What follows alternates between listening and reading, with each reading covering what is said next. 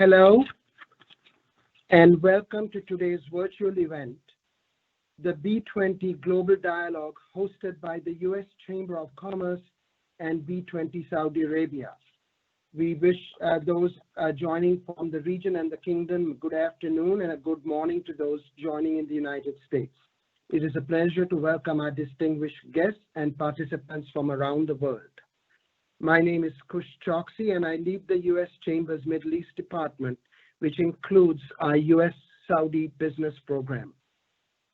We are pleased to hear from many leaders of the B20 today, including Dr. Abdul Wahab Al-Sadoun, the Sherpa of the B20 from the Kingdom, the chairs of the Finance and Infrastructure Task Force and Future of Work and Education Task Force, and the U.S. Chamber's own CEO, Tom Donohue, who also serves as co-chair of the B20 Trade and Investment Task Force.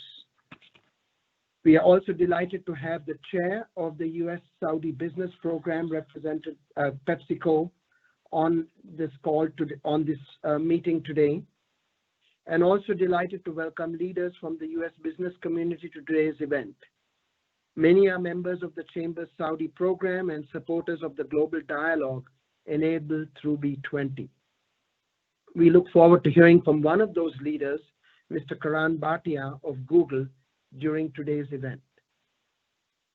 The incredible interest in this event only goes to demonstrate the U.S. business community's sustained focus on global trade and investment, which is particularly encouraging at this time of global uncertainty. I want to mention that the Chamber's work through its Middle East program has an active presence in the Kingdom. We consider Saudi Arabia to be a partner of the American business community, and we represent the private sector with respect to this important bilateral relationship.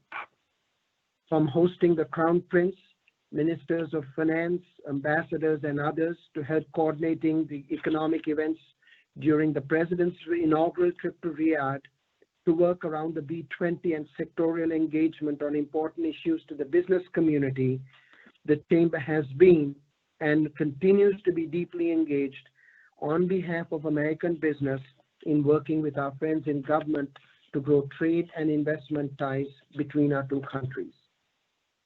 We will be hosting a major US-Saudi virtual business forum this October before the B20 summit. Our event will have high-level participants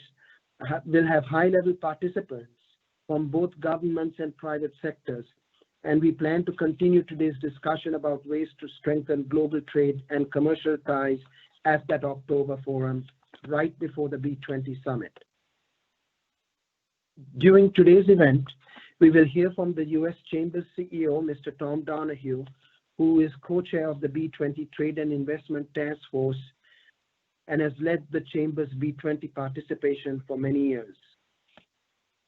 Dr. Abdul Wahab Al-Sadoun, the B20 Sherpa and General Secretary of the Gulf Petrochemical Association, will also speak following Mr. Donohue.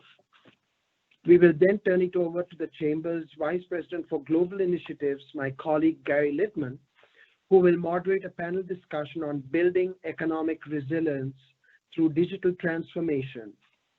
Panelists will include Dr. Ilham Mansour, Al-Dakheel, the chair of the B20 Future of Work and Education Task Force and CEO of Dur Alkuttab, Rayan Fayez, the chair of the B20 Finance and Infrastructure Task Force and CEO of Banque Saudi Fransi, and Karan Bhatia, Vice President for Government Affairs and Public Policy at Google. At this point, we now look forward to our next speaker, the Chamber's CEO, Mr. Tom Donohue. Tom, I will turn it over to you. Thank you very much. Good morning, ladies and gentlemen. A warm welcome to our friends from around the world, and particularly our dear friends from Saudi Arabia. First, I want to recognize the B20 Sherpa, Dr. Al-Sadoun Ashadoun, who was introduced by our before and who has served a long time working in many issues around the energy sector that have been high value to many of our folks on today's meeting, and we're very honored to have you with us, sir. Our Saudi partners have been tremendous leaders of the B20 this year, a year marred by crisis and uncertainty. From the B26 task forces to last month's special report on the virus that we're all dealing with, your partnership has been critical to this organization's success. We all know how important strong private sector leadership is during times of crisis. This organization's mission and its move to increase business advocacy around the world has never been more critical. I'm honored to serve as the co-chair of the Trade and Investment Task Force, and I am looking forward to participating in the B20 Summit later this year. The Chamber has engaged with the B20 for a long time. It's because we believe in what you're doing. I should also mention that the Chamber has close relationships in Saudi Arabia and has been active there for many years.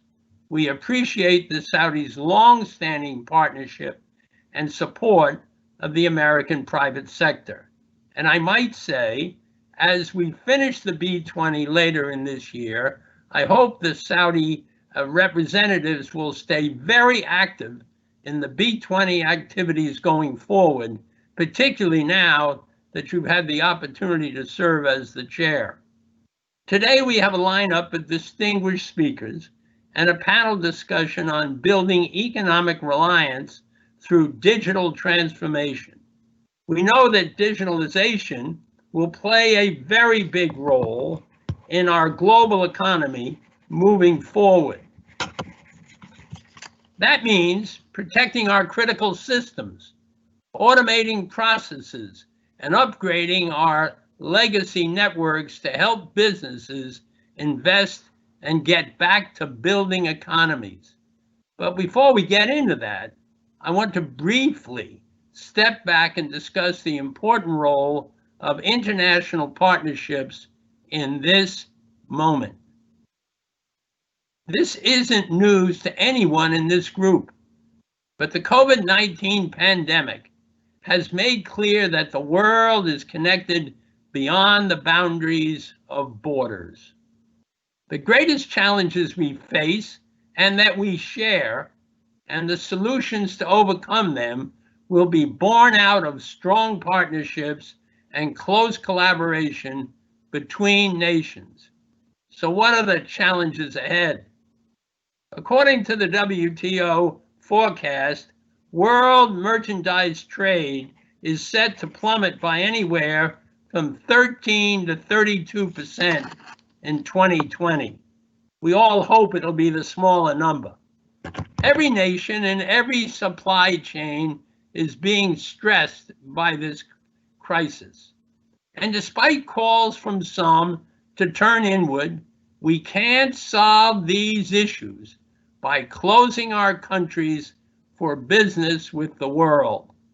We need a renewed focus on trade and investment to help the global community rebound from this crisis and to better prepare for the future. You'll hear more about that during today's panel. Second, we must not let short-sighted reactions to new challenges erase 70 years of historic global economic growth. Global cooperation as well as competition lead and will lead further to breakthroughs that would not be possible in an isolated, protected world. That is true whether you're talking about the WTO, the WHO, or other international partnerships. International cooperation and strong global alliances are needed not only to find a vaccine, but also to keep supply chains stable and secure and to keep trade flowing. We're facing our own unique set of challenges on these fronts in the United States. Last week, the president issued a Buy America executive order for drugs and medical supplies, as well as new tariffs on aluminum from Canada. And it seems like every month there's a new threat to pull out of multinational organizations. The Chamber is doing everything we can to influence our federal leaders and advocate for policies that recognize the role of international cooperation. And we have our work cut out for us, but we will prosper. Moving forward, it will be incredibly important that each of us leverage our influence and to ensure the collective voice of business is heard by governments across the world. That's each and every one of us. Regardless of what you read or hear on any particular day, we will pull out of this global public health and economic crisis, and we will emerge stronger on the other end. That will happen by embracing the ties that bind us, strengthening the institutions that connect us, and promoting private sector innovations and competition to fuel our economic recovery. I want to thank you all for attending. I want to thank you all for working hard on these unique challenges. And I particularly want to thank those that have put together this meeting, technologically made possible, but really made possible by the hard work of our staffs and by the very, very thoughtful participation by our guests and members. Thank you very much.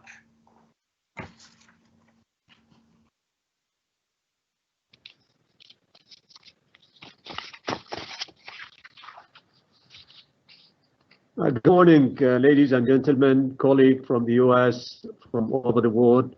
Tom, thank you so much for your thoughtful insight and sharing your wisdom.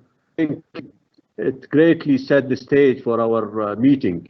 And I cannot agree more with your points on the need for a closer collaboration, collective efforts, and definitely we will emerge stronger, from this pandemic, provided, we join hands in ensuring that trade will be free and flow without any restrictions, and also ensuring that we leverage the technologies further in the future to emerge stronger and capture the value, from our lessons and learning. My thanks and appreciation also for you, Tom, and your colleagues for hosting this event, which is one of the first among a series of events that we're launching at the B20 Saudi Arabia to share the recommendation, the policy recommendation that had been the outcome of dedicated, member of the task forces, the 6 task forces, and the Action Council. And we hope that, jointly, we will ensure that there is no stone unturned and left unturned in ensuring that the leaders believe and commit to those policy recommendations. Before I begin, I'd like to extend sincere apologies on behalf of the B20 chair, Mr. Yousef Al-Benyan, who couldn't join today's event due to a very last minute change in his schedule. He sent his sincere apologies to all. I'm extremely honored to serve this year as the Sherpa for the B20 Saudi Arabia, the voice of the private sector to the G20. And in this role, I oversee the development of critical policy recommendation around key issues impacting global businesses today.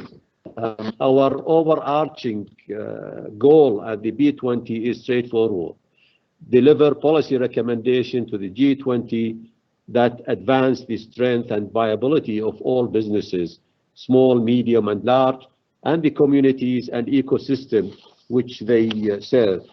The G20 and B20 presidency for Saudi Arabia in 2020 is both an enormous responsibility and an excellent opportunity to impact discussions between G20 leaders at a critical time for the global economy.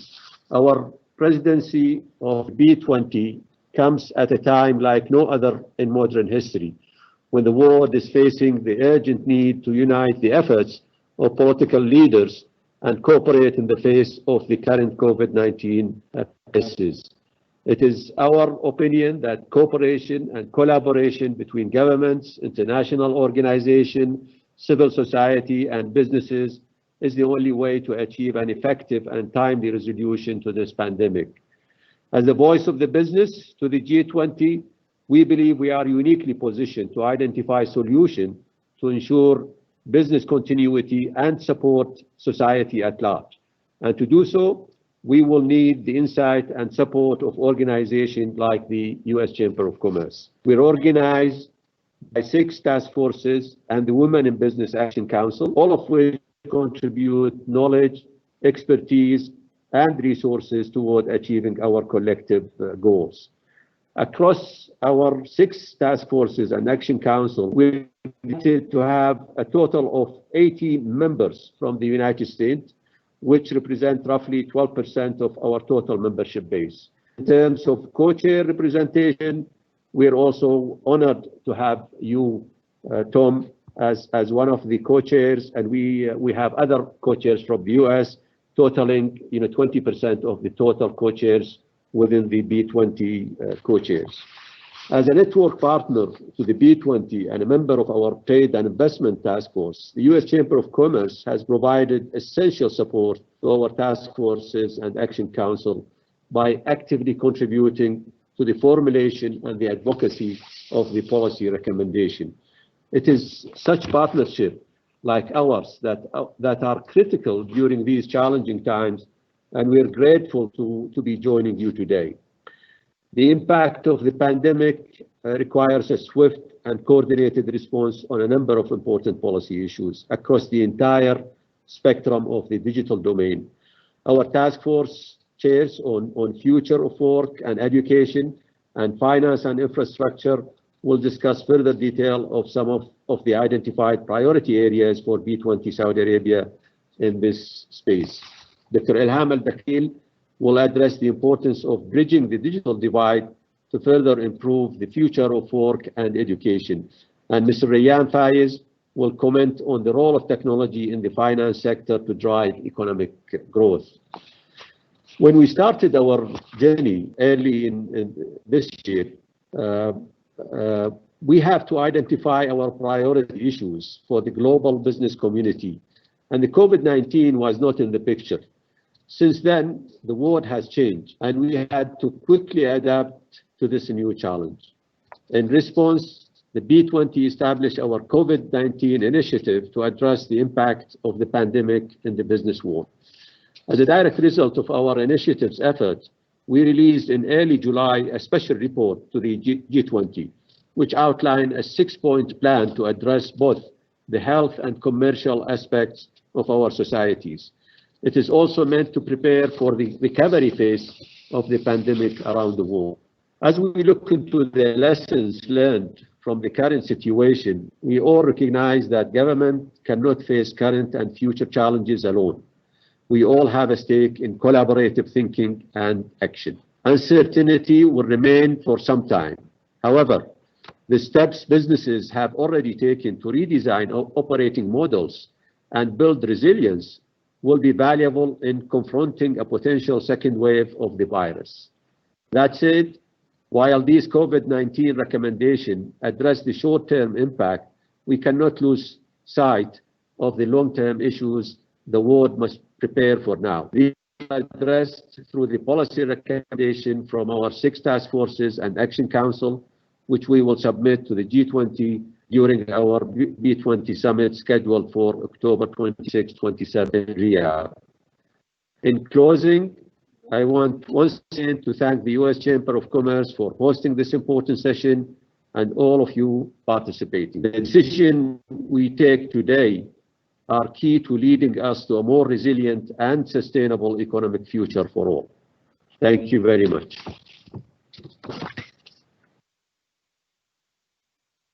Thank you, Dr. Al-Sadoun. It's been a pleasure and an honor working with you and your team throughout the B20 process. And as Tom has said, we look forward to working with the Saudi Arabia business community in the years to come. It is my pleasure to open the panel, which will cover building economic resilience through digital transformation, a subject matter that is key to the business communities around the world.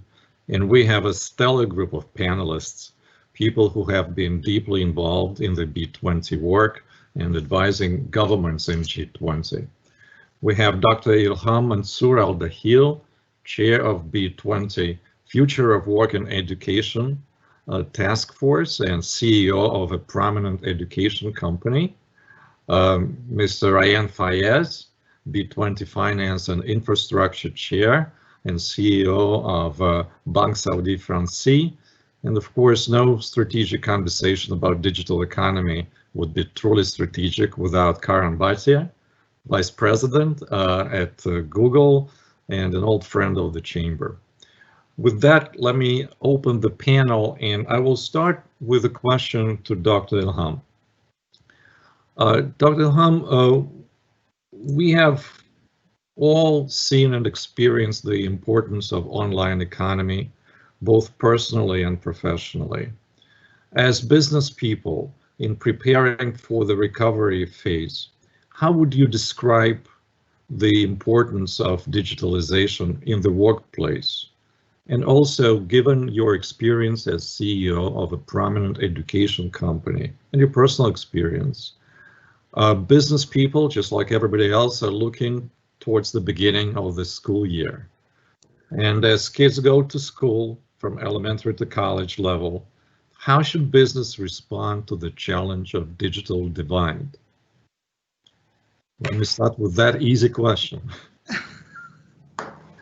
Hello, everybody. Good afternoon or good morning for those who are not around in the US. Well, the importance of the digitalization, I think COVID-19 has highlighted it very clearly through the lockdown.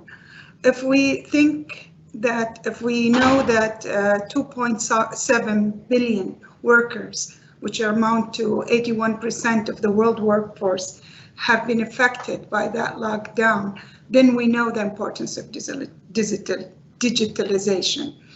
And so people, whether they're students or workers, have been forced to work remotely through this epidemic.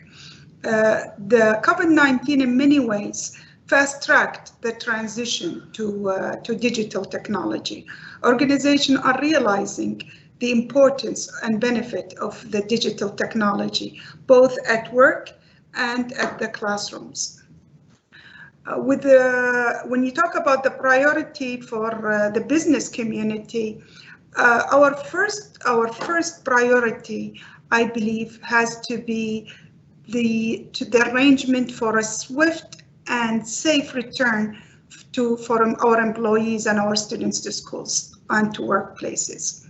Our second priority would be the recovery. And when I say recovery, I mean we need to reevaluate the whole ecosystem for the new workplace, whether it's the business model, the data processing, the competition landscape, the domain of our product and services. Business people need to kind of look at what they have and study it in a completely different perspective than before COVID-19.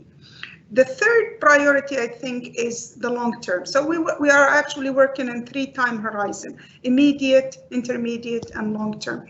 The long term plan is for the future, to be ready for future shocks. by building a labor market that is resilient and strong and inclusive and responsible, to be able to observe new shocks. We know that COVID-19 is not the only shock that we're gonna face. Upcoming in the close horizon, actually, shocks like the artificial intelligence, the robots, the Internet of Things, augmented reality, all these shocks are coming.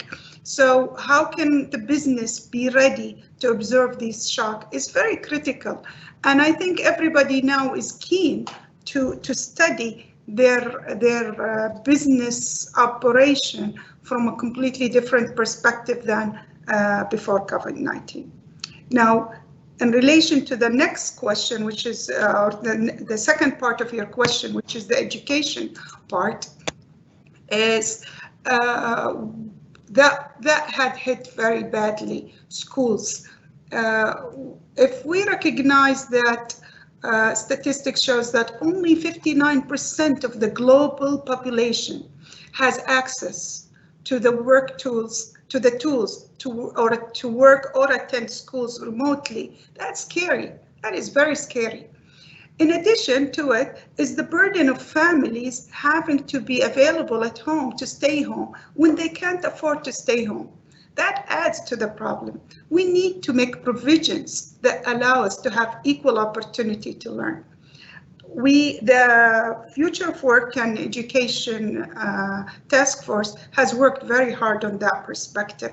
We are pushing policies that make governments bridge that digital education online is out of bounds for the disadvantaged. And how can that be closed? How that divides can be closed? Our labor market and our education and the transformation ahead has got the attention of the G20 nations, and they need to plan to effectively resolve the technological gaps and the technology divides. Also, digital learning infrastructure plans must be mindful of regions and community with restricted access to electricity, to devices, and connectivity. That's very critical to take into consideration. If I might add one last point, which I think is very critical point to keep in mind, is to be aware that when we resolve that technologically, when we transfer to digitalization of education, we need to be aware that our task is not to repackage an outdated, inefficient educational system, because that would be a big default. And we know that the education systems is what's preparing our future human capital that will operate our businesses, that will impact our future economy, makes that positioning, that point very important. These are in a summary, that's my views. Thank you, Dr. Ilham. It's a very important point that we have to use this moment to bring innovation to the educational system. And unfortunately, we're doing this under the circumstances that are stressful and tragic for many, but we have to do it because otherwise we will not be able, as you said, to address future shocks in a constructive way. Mr. Rayan Fayez, you are at the intersection of finance, infrastructure, and digital technology. That's a crucial point in every economy, part of its systemic resilience. In your work, in the work of the task force, how have you been thinking about digitalization of infrastructure and infrastructure for finance? These are interlocked conversations, and obviously in your position as chair, you've seen the experience of other countries in G20. What have you taken out of that experience? Where does the digitalization of financial infrastructure take us from now? Great. First of all, good afternoon and good morning, everyone. It's my pleasure to be with you here today, and I'd like to thank the U.S. Chamber of Commerce for hosting this event today.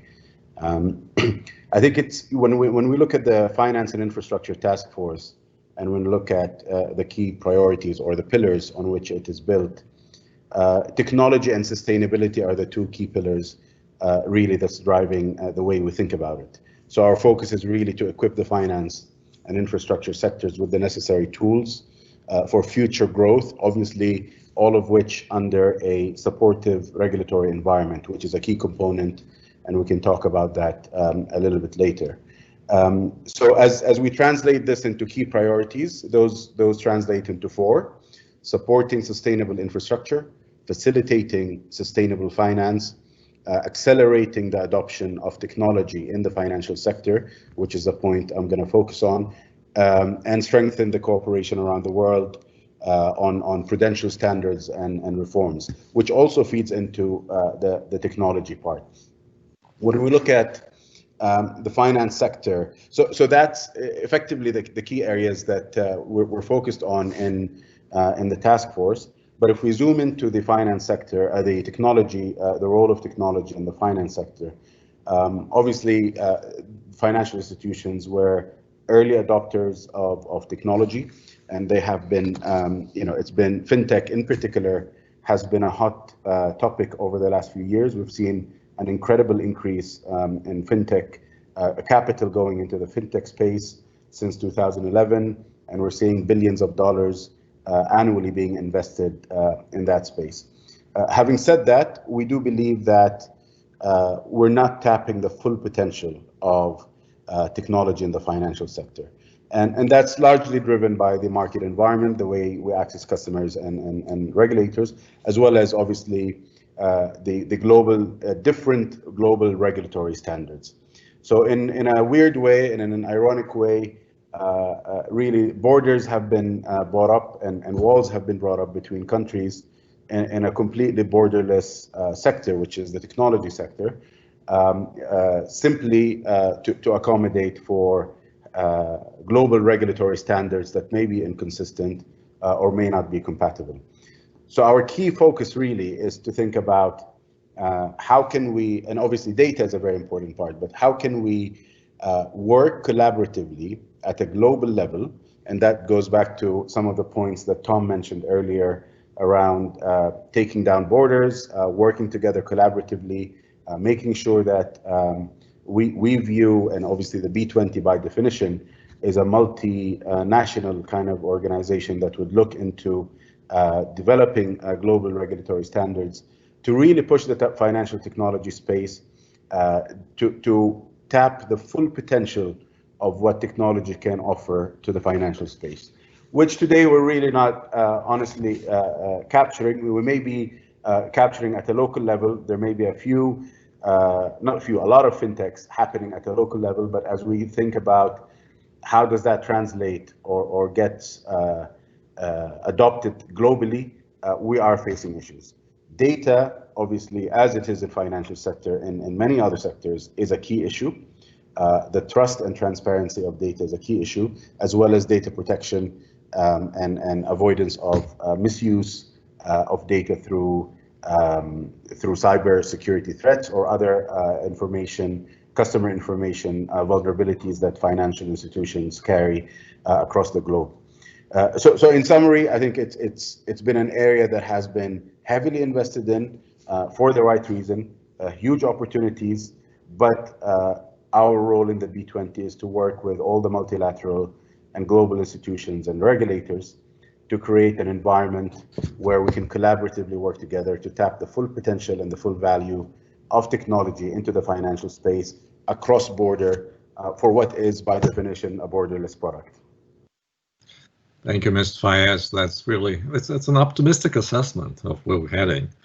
We do believe in a borderless world, and we need infrastructure to enable it, including financial infrastructure. That's absolutely true. Karan, you've heard about the forced march towards digitalization due to the circumstances. And obviously that must impact your strategic vision of the digital transformation around the world. Where are we heading? You've heard about the digitalization of the education system, finance, infrastructure, obviously health delivery. how does that impact your vision of digital transformation globally, or at least within the G20 geography? What's your thinking? Well, Gary, first of all, great to see you, and thank you and the Chamber for pulling this together. I'm honored to be part of this panel with such distinguished panelists, and thanks to the Kingdom for its leadership of the B20 process and the G20 process this year. Look, just to start, I want to acknowledge what you mentioned before, which is that this has been obviously a stressful and in many ways tragic time for so many people who have been personally impacted by the virus. It has, however, if there is any silver lining in this, it's what you just alluded to, which I think it has stressed and accelerated the digitalization of the global economy in a way that, frankly, I think was unimaginable as recently as even a year ago. I mean, I would ask everyone to think about what lives would have been like in the last 6 months without access to technology, without online shopping, without video conferencing like this, without easy, free access to information. So I think companies, individuals, governments have recognized this, and the challenge is how do we both turbocharge this, in other words, get ahead of this and push it forward in ways that are productive for our economies, but also remember that there are critical issues of equity involved in this. How do we raise all boats? How do we enable everyone to be part of this and not left behind? Let me flag a few things that, from the perspective of Google, and I would say more broadly, I think the technology industry has been a key focus of ours in this process over the past 6 months or so. And I will say that this has been sort of an all-company endeavor. This has attracted an enormous amount of time and resources on the part of tens of thousands of people in the company. I'd say there's really sort of a 3-part focus to what we've been doing. I think the first is focusing most importantly on helping people. And I think this needs to be an ongoing, continued area of focus for governments, for thinking about what services should be offered and what role government should play. So on the helping people side, one of the most fundamental and basic things is simply the role of digitalization and technology in getting authoritative information to people. It's been remarkable how much people have craved basic information about the disease, about where to go to get treated, about what its likely course is. We've seen the amount of click-throughs on information in this regard to be greater than ever before. And I think with that need comes a set of responsibilities to make sure that the information that is available is authoritative and is not misinformation or disinformation. And we've certainly seen the challenges of that out there. We consider that to be certainly a responsibility that we have, but it is an area where we have worked in partnership with governments and international organizations, including the WHO. And I think that there is more to be done in that space as well. So I would say, first of all, would flag the question of helping people. The second is really helping businesses. There is so much need at this point for businesses, and particularly small and medium-sized businesses, to figure out how do they adjust to this new world order. The polls that we've done, the surveys that we've done suggest that absent access to the internet, absent a presence on the web, something like a third of businesses that today are managing to survive, small and medium-sized businesses, would be out of business without access to it. And we've seen some tremendous innovations on the part of small businesses from around the world, including, by the way, I would flag the region, the Gulf region, in terms of looking at international markets in new ways than ever before. But this too doesn't happen just overnight. This requires investment. It requires partnering with small, medium-sized businesses. Just as one example, one thing that we've done as a company is allocate about $350 million in advertising credits. So the ability to advertise online for free to small and medium-sized businesses from around the world to enable them to start getting connected with customers. But clearly there's more to be done in this space as well. And that will tie into the final point that I think I would make about areas of focus for the private sector, but also very much for the governments that make up the B20, which is the work that platforms and the technology companies can and need to do with government itself. And we've seen a tremendous amount of diverse arrangements, and diverse sets of partnerships. Frankly, a new spirit of cooperation and collaboration that we hadn't seen before. Some of it gets to some of the issues I flagged before. For instance, making sure that there's good, accurate information getting out there. Some of it has to do with new products and services that are being innovated literally overnight in some cases to try and address the virus. So, for instance, cell phone-based contact tracing applications we've worked on with Apple and others.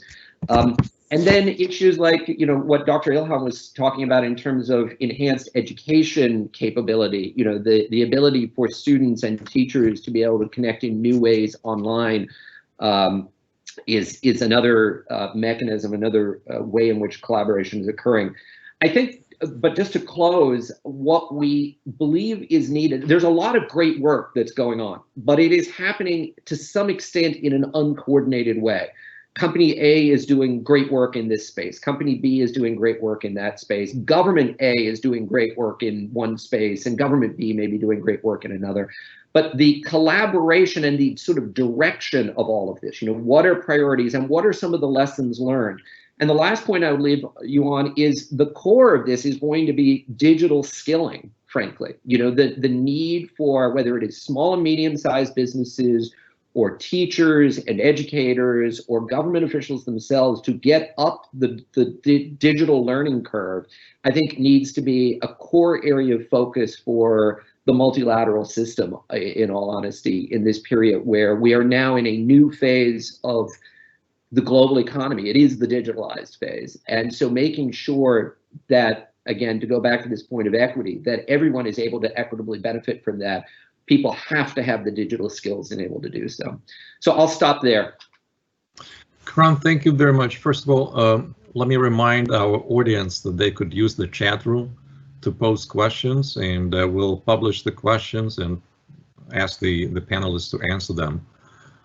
Karan, thank you again for bringing us to the most important subject of the conversation. Digital economy is not about the digits, it's about the people. It's about the people who need to be part of the digital economy, and we frequently gloss over it. Dr. Ilham, Karan was talking and you were mentioning the impact of digital transformation on small and medium-sized enterprises, the majority of which in the United States, for example, are women-led. And how do you think about the transformation, digital transformation today? What does it do to women in leadership, in the business community?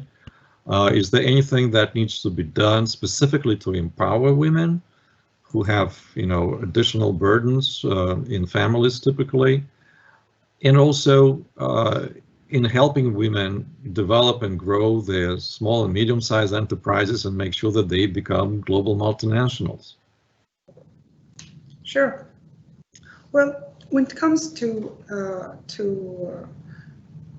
women, well, the COVID-19 has definitely hit both. The women is one of the most vulnerable groups that have been hit by the impact of the crisis. Just to review some statistics, if we look at women prior to COVID-19, 70% of workers in the health and social sectors are women.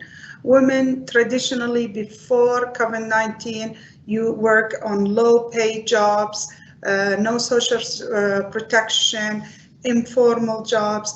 And if you think of informal job, that's 60% of the labor market. So that means women are in disadvantaged positioning.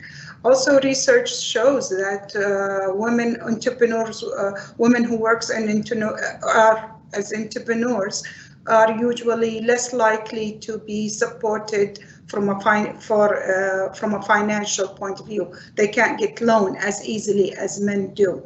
There's a lot of statistics. I mean, I was struck by the fact that only 7.5 of the global coders are women. 7.5 of the global coders are women. 23% of the giant digital companies or technology companies like Microsoft, like Apple, only 23% of their workforce are women. My question is, how does that impact their product?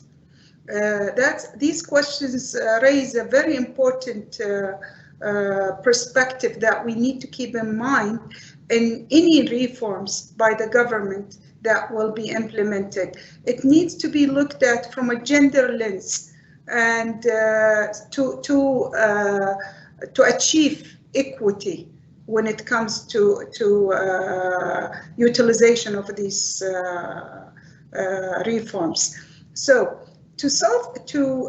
if we know that women are one of the hardest hit group, and we know that SMEs are the job creators, they present and they cannot survive. I mean, there's a large percentage of them has been hit because of lack of digitalization possibility. We need to, government has to step in, and that's one part, very important part by our task force in the B20, that they have addressed these two issues by suggesting a couple of initiatives, such as crisis fund initiative, to support the SMEs and to help them move on, because we also have another initiative which we call Digital Hub.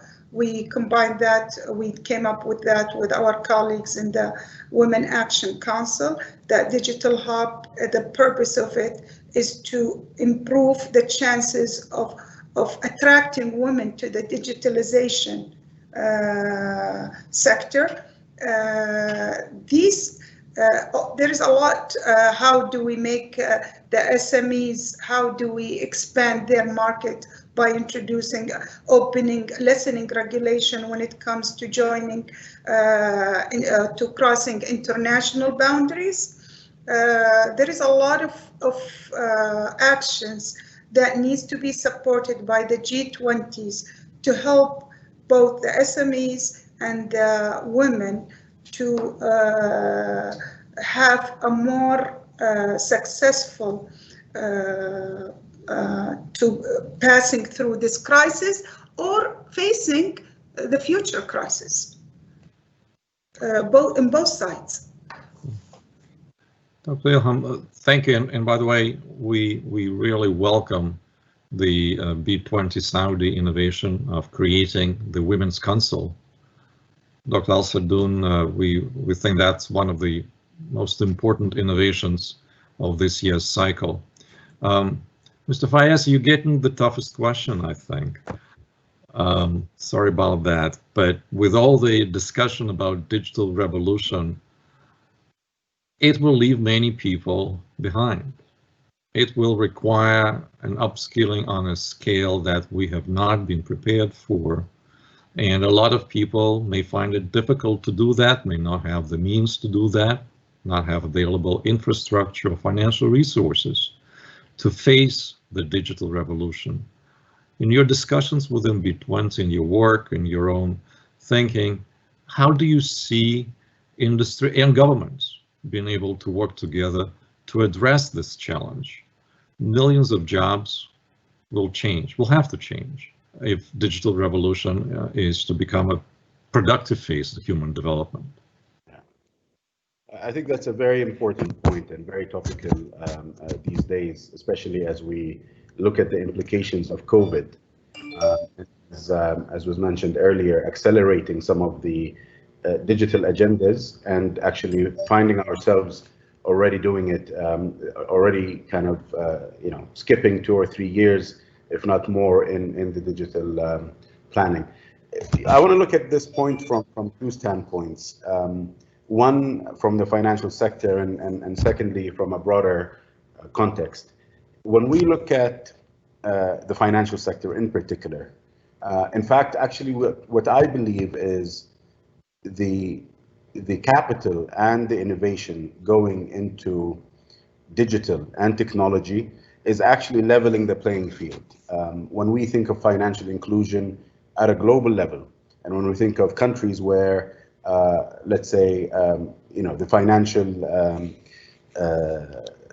sort of the bankability or the bankable population of certain developing countries is limited, having accelerating the digital push and the technological push into the financial sector does provide access to digital banking, and banking in particular, when you don't need real physical branches. And we're seeing that happen across the globe.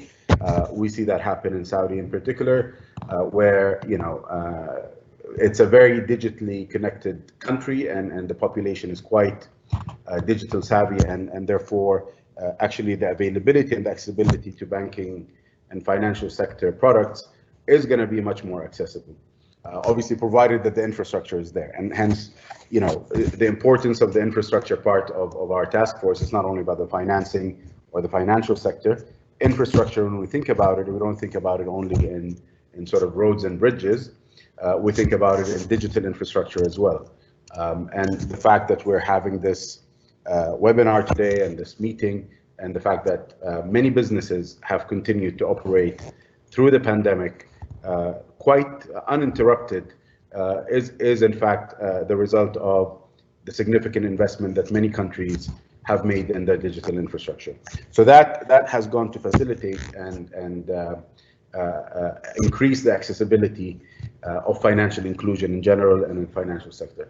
Now on the workforce, yes, it is definitely a challenge.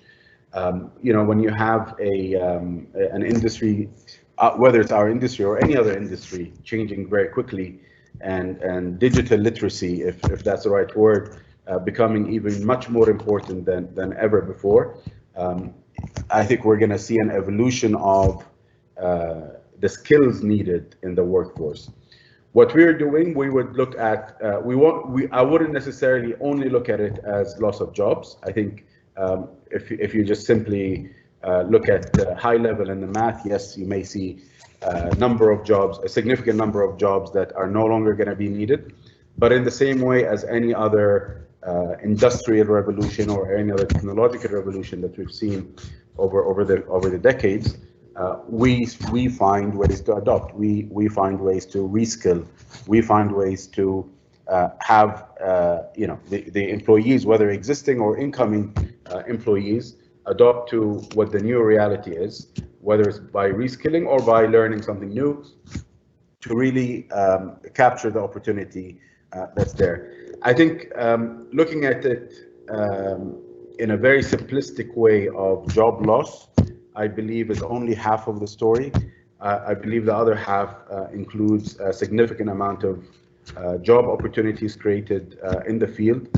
There may be some teething issues in the substitution between the lost and the created, but over time, us as humans find ways to make it work and find ways to adopt to whatever is needed, whether it's a commercial need or a job need or a skill need.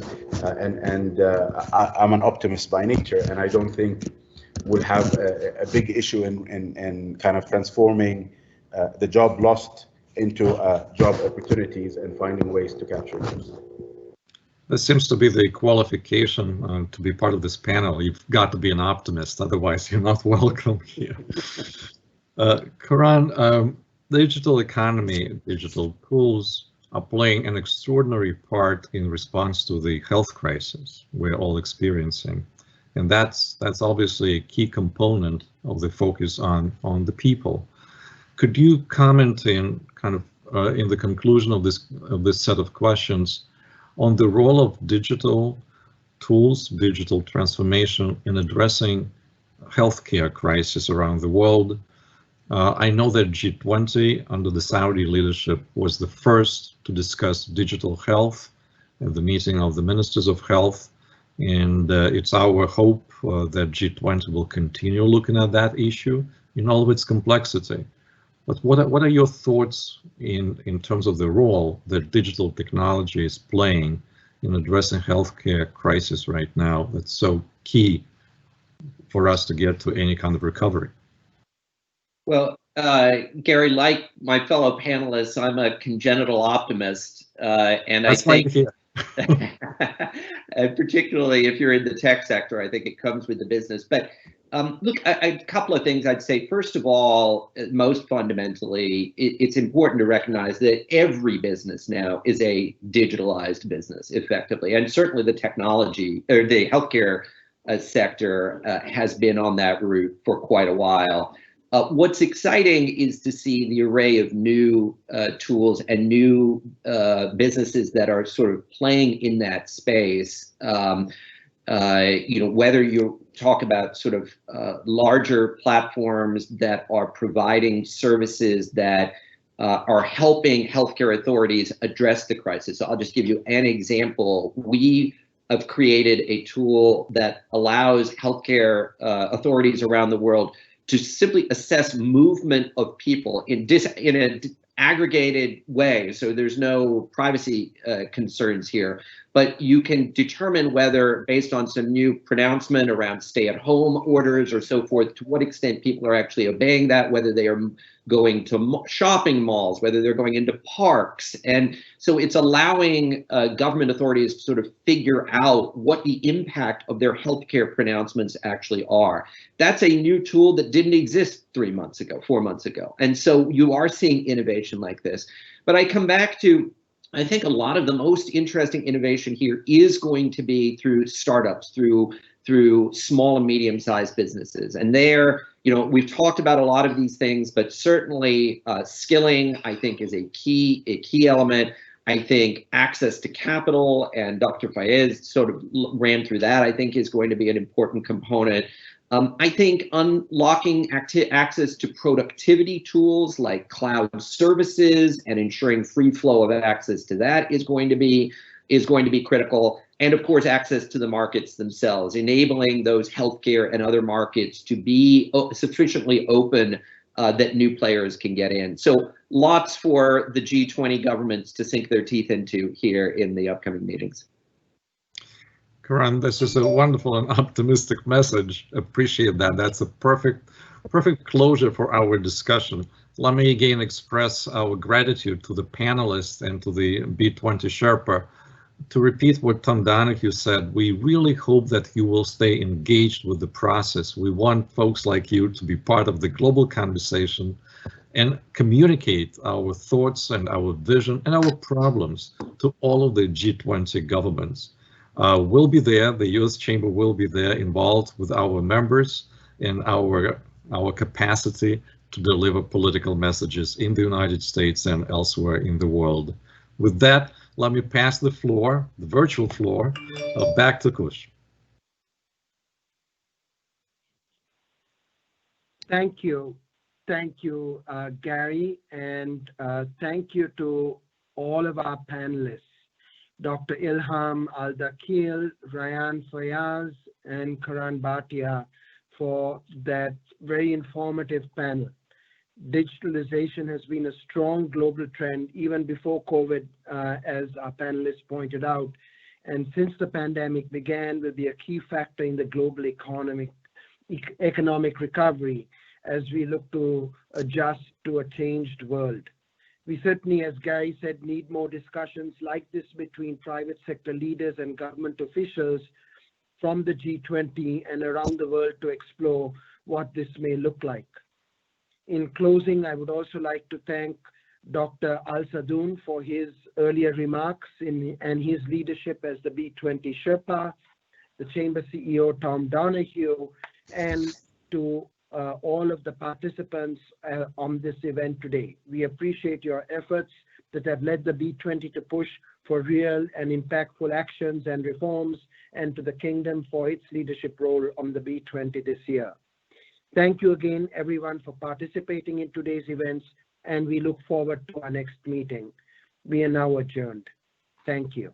Kush, before we go offline, I wanted to ask Dr. Al-Sadoun whether he can add a couple words. Absolutely, Gary. Thank you. Dr. Al-Sadoun, Dr. Al-Sadoun? You are on mute. Thank you so much for your closing remarks. Much appreciate hosting this event. We truly look forward to working closely with you, our colleagues, to push the policy recommendation to our G20 leaders. My thanks and appreciation is extended to the panelists. I'd like to specifically thank Mr. Karan Bhatia for joining us, as well as my colleague, Dr. Ilham and Fayez, for sharing some insight about the topics that we're discussing. And it goes without saying, such partnership is crucial, for us. We have a common agenda, we have common goals, and we would like, to work closely with the Chamber of Commerce to advocate the policy recommendation. Much appreciate the effort also of the U.S. Chamber of Commerce team, who had worked diligently to make this possible. Thank you all, and God bless you. Thank you. The meeting is adjourned now.